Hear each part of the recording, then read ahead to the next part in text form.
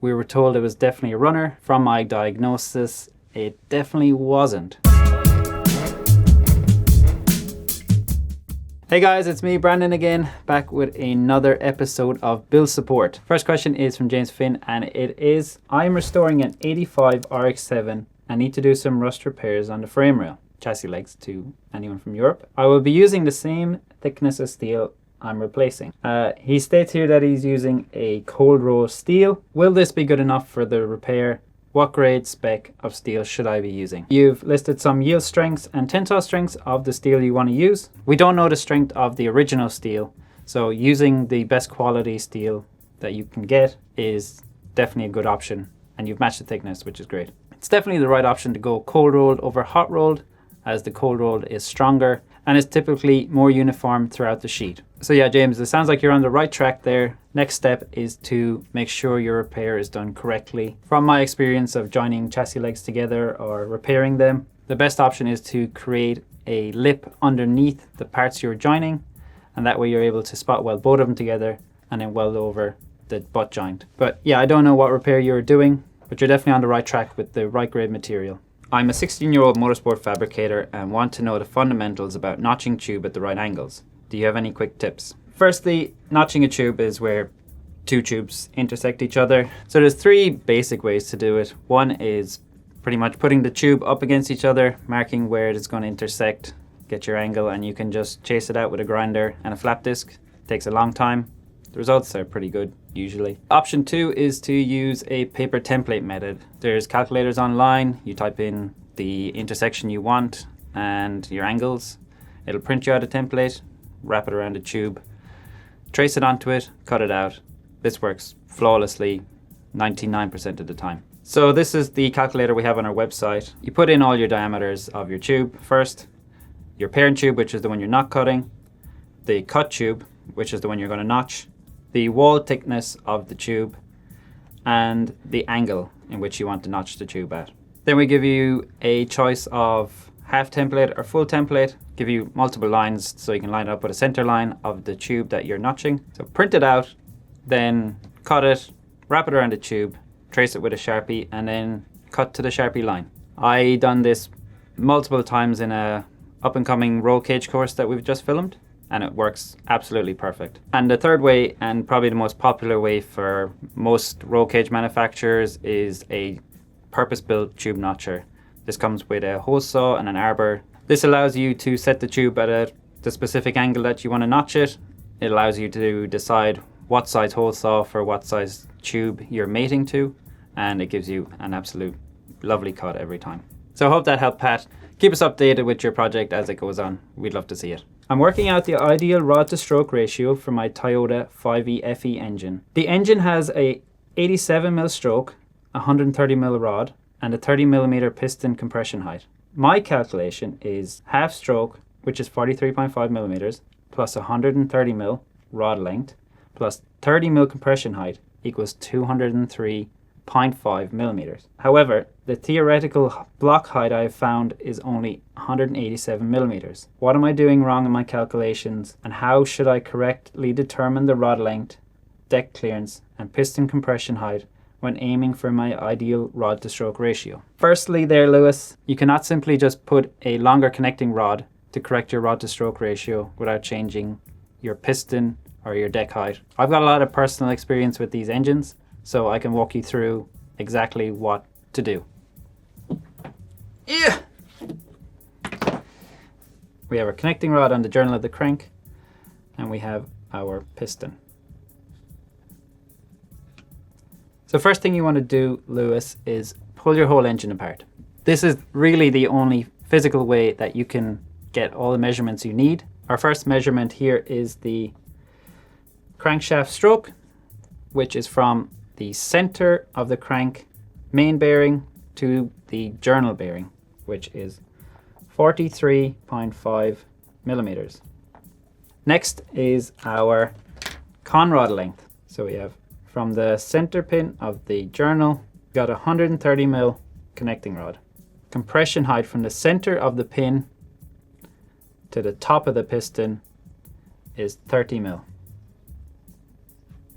Your maths is 100% correct. I think where you went wrong was getting the theoretical deck height off the internet of 187. The best way when it comes to building an engine and figuring out everything you need is to strip down the whole engine and measure everything yourself. This way there's no inaccuracies from information given to you on the internet and makes your life so much easier when you come to building it. I'm unsure how you determined the ideal rod to stroke ratio that you want. I've done the math and it seems to be 1.6. Unfortunately, we cannot just put a longer rod into our engine to change the rod to stroke ratio, as this has an adverse effect on your piston, all your clearances, and it just simply will not work. So there is multiple ways you can achieve this. The first thing is you could change your piston to accommodate a longer rod, but there's also a limit with how far you can push the pin up into the piston before it interferes with the grooves. Second option will be increasing the deck height with a deck plate. This has some effects where you would need two types of sealing methods, potentially some custom head studs because they need to be longer. This has definitely been done in the past. I know of some professional engine builders doing this to get a longer rod to stroke ratio. Unfortunately, this requires a lot of work to get right and isn't really done by the home enthusiast. And the last option is to de-stroke the engine. I've personally de-stroked one of these engines.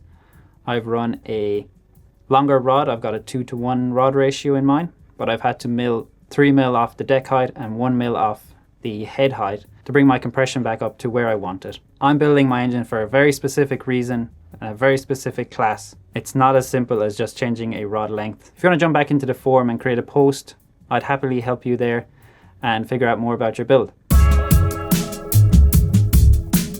So we're going to just run through a couple of scenarios here and see if it's a red flag or not regarding your car. A turbo car is fine sitting in traffic with the fans on, but starts creeping hot on the freeway or motorway or on the track.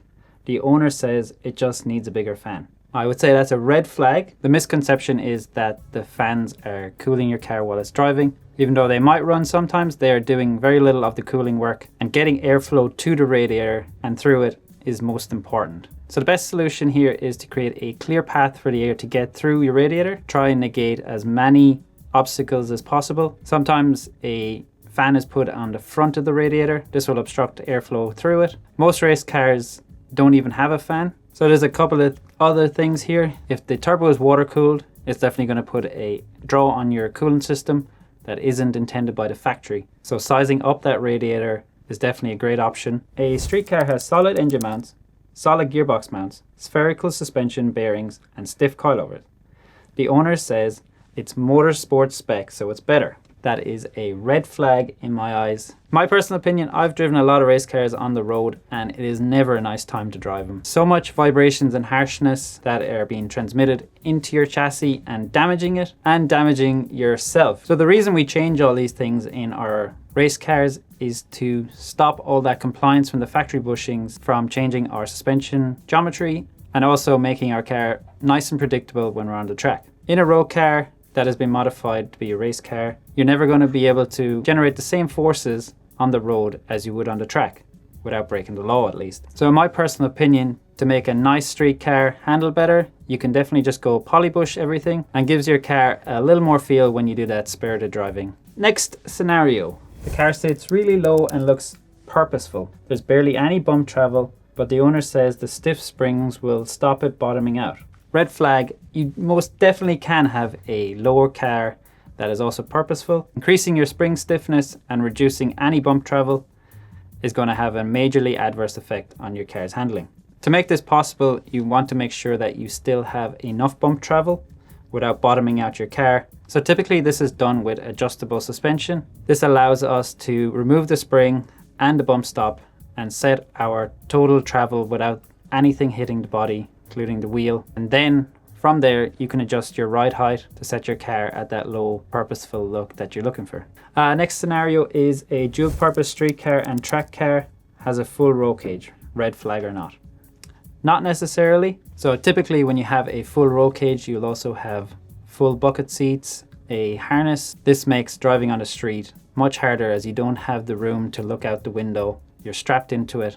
Also, the roll cage can impede in your visibility on your windscreen. This all negatively affects your day-to-day driving of the car. Getting in and out of these cars is not a thing that you want to be doing on a daily basis while trying to go to work. Put a half cage in it, gives you that extra safety, but it doesn't completely ruin your day-to-day experience while driving it on the road. To have a good street car, it won't be a good track car. To have a good track car, it won't be a nice street car. So the last scenario is, after the first shakedown, a fresh build has witness marks, rubbed paint, polished spots near hoses or brackets, and a couple of fasteners that need retightening. Red flag or not? Absolutely not. This is completely normal to experience all of these things. This is why it's called a shakedown. You tighten them, you fix them, and you go again. There's some options you can use, like Nordlock washers underneath the head of a bolt if it's a blind hole. Thread lock. You can use nylock nuts on a bolt to a flange perhaps, as long as there's not temperature involved. If there's a ring of bolts on like a drive shaft flange, you can lock wire all of these together. Setting up a new car, this is all part and parcel. You have to do it multiple times, so we can fix all these things before race day shows up. So we have a build here from Brian Doig. It is a 1972 Mark III Ford Cortina Coupe. It's quite a unique build with a 2.7 Gertie midget engine that he's turboed. He's done a lot of fabrication and a lot of machining on this, and he's got a lot of custom parts on it. So a little about these engines. You wouldn't often see a midget engine in a road car. They are essentially a V8 cut in half.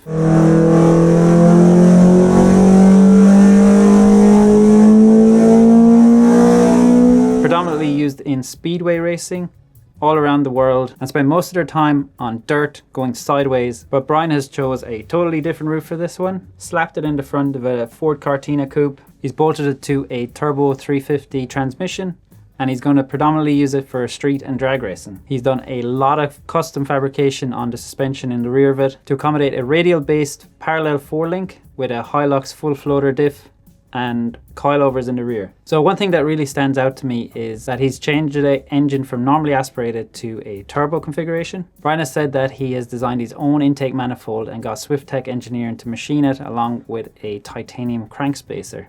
It's always nice to see an old car get a new lease of life with a bespoke engine and modern technology, and Brian's definitely ticked all those boxes. I'm definitely going to keep an eye out for it. And Brian, there's some merch on the way to you. If any of you guys want some merch, send us your build, and if we feature it, we'll send it your way. This week in the workshop, I've been diagnosing an issue with a Honda CRX Mugen 1988. We bought this car sight unseen. We were told it was definitely a runner. From my diagnosis, it definitely wasn't. The car had no spark, so my first port of call was to check the ECU, see if it had a trigger. Didn't.